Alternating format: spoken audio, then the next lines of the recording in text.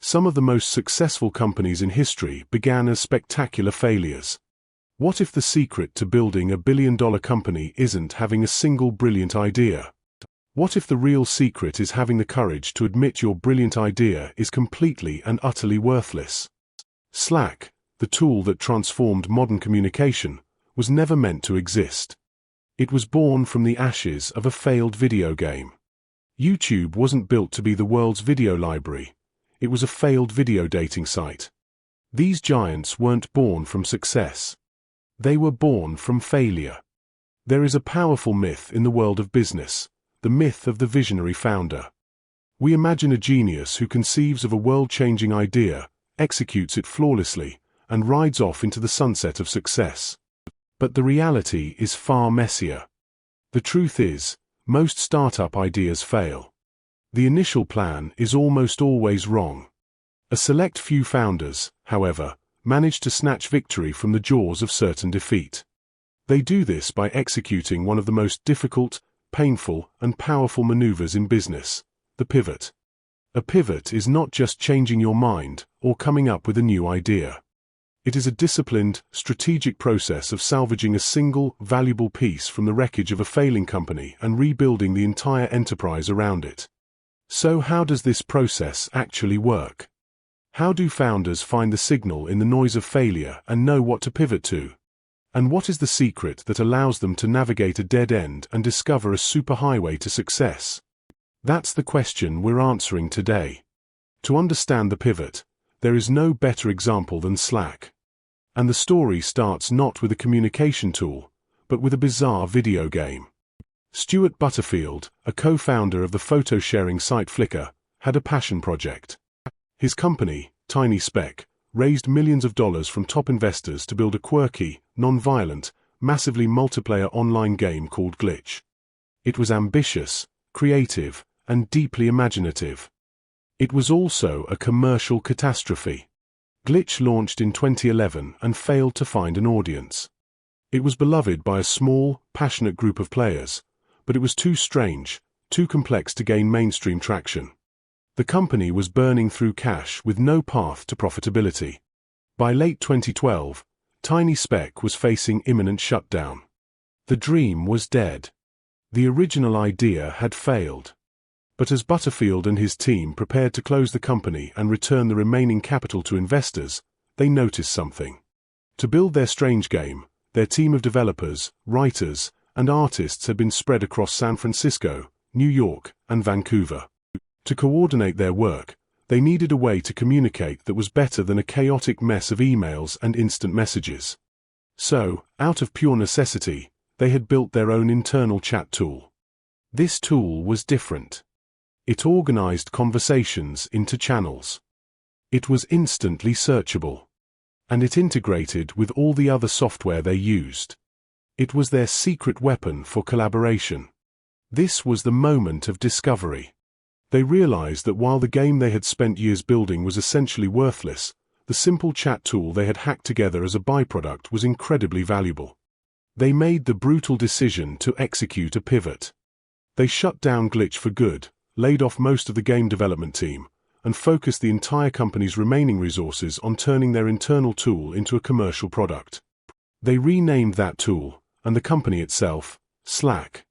The byproduct became the product. A failed gaming company pivoted to become a software-as-a-service giant, ultimately being acquired by Salesforce for nearly $28 billion. Slack's story is a dramatic one, but it follows a pattern.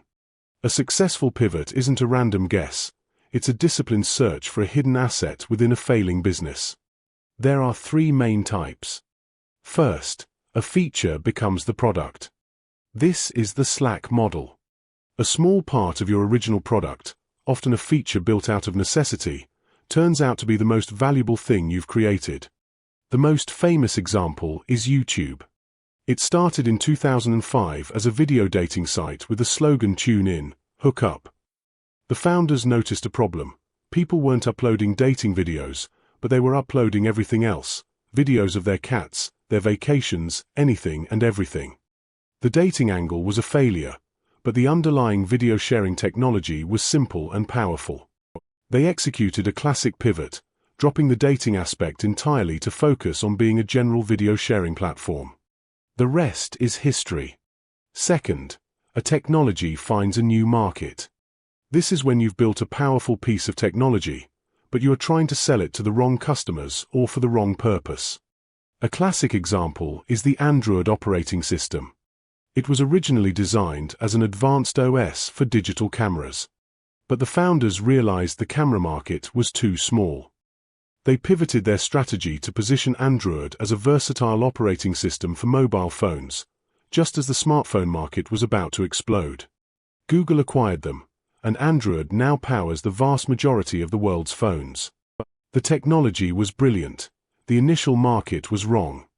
Third, a business model pivot.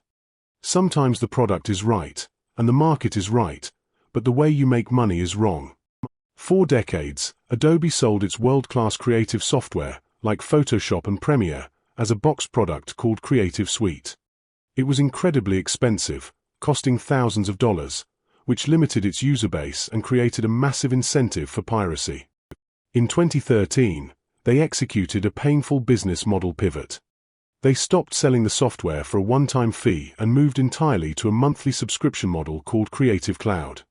Many long-time customers were furious, but the strategy was a resounding success, dramatically increasing Adobe's revenue and making their tools accessible to millions more users. If pivoting is such a powerful strategy, why don't more failing companies do it? The answer is that it is one of the most psychologically difficult decisions a founder can make. The biggest barrier is a cognitive bias known as the sunk cost fallacy. Founders pour years of their lives, their savings, and millions of dollars of investor money into their initial idea. The rational part of their brain might see that it isn't working, but the emotional part screams that if they just push a little harder, spend a little more, it will finally pay off. To pivot is to admit that all the past effort, the sunk costs, was spent on the wrong thing. That is an incredibly painful admission to make. The other barrier is founder identity. Founders don't just run their company, they are their company. Their personal identity becomes completely fused with the mission. Stuart Butterfield had to let go of his dream of being a successful game designer, not once, but twice in his career. Killing your product can feel like you are killing a part of yourself.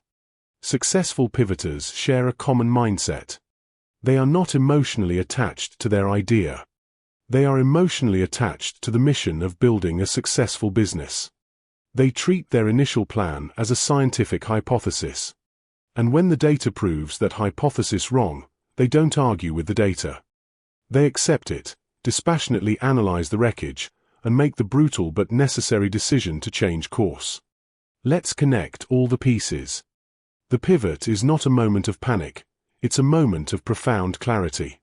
It begins with the honest acceptance that your main effort is failing.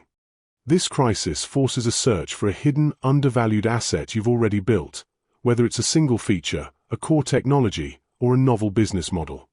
Finally, executing the pivot requires overcoming the immense psychological biases that trap founders in a failing idea. And that is the secret. A successful pivot is not about inventing something new out of thin air. It's about reframing the value of what you have already built. The founders of Slack and YouTube didn't have a new, genius idea in their moment of crisis. They had the wisdom to look at the pieces of their failing companies and recognize that they had accidentally built something far more valuable. The pivot is not the creation of a new map. It is the realization that the treasure was never at the destination you were heading for, but was instead buried in the foundation of the road you built to get there. If this story of turning failure into success is giving you a new perspective, help our channel succeed by hitting that like button and subscribing for more breakdowns. The pivot is the ultimate expression of adaptation in business. It embraces the fact that the initial plan is almost always wrong. Companies that have the culture and courage to pivot are not brittle, they are resilient. They have a built-in mechanism for learning and survival. A pivot transforms a potential catastrophe into a company's defining moment. The broader business principle here is the power of emergent strategy. The traditional view is that a company's strategy is a deliberate, top-down plan created in a boardroom. Emergent strategy, however, argues that the most brilliant strategies often emerge unintentionally from the day-to-day chaos of doing the work. Slack's internal chat tool was an emergent solution to a real-world problem. The pivot was the act of recognizing that emergent strategy and making it the new, deliberate plan. The lesson is to pay fanatical attention to the accidental byproducts of your work. The side projects, the internal tools, the unexpected ways customers use your product. Because that is often where the real, game-changing opportunity is hiding. If you learn something new, hit the like button and subscribe for more strategy breakdowns. And let us know in the comments, what company's strategy should we unlock next?